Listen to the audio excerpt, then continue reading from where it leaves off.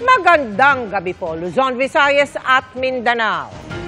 Inireklamo ng Quezon City Police District si Vice President Sara Duterte.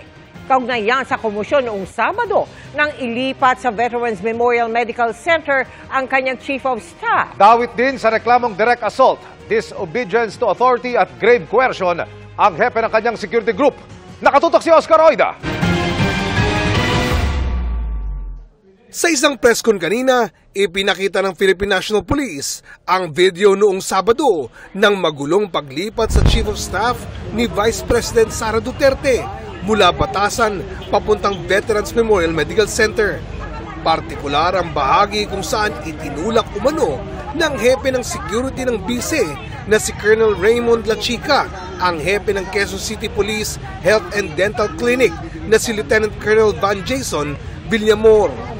Dahil dito, nagsampa kanina ng reklamo sa Quezon City Prosecutor's Office si Villamor kasama si QCPD Director Police Colonel Melesio Buslig laban kina Vice President Duterte at Colonel Lachica. Ito is nangangulugan na nobody is above the law.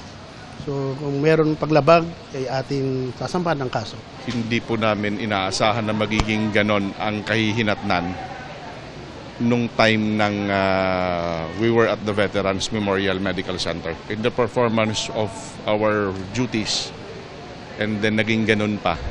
Ang inihaing reklamo, direct assault, disobedience to authority at grave coercion.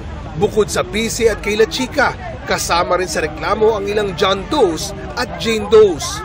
Hinihinga namin ng pahayag sina VP Sara at Lachica kaugnay nito. Para sa GMA Integrated News, Oscar Oida, nakatutok, 24 oras.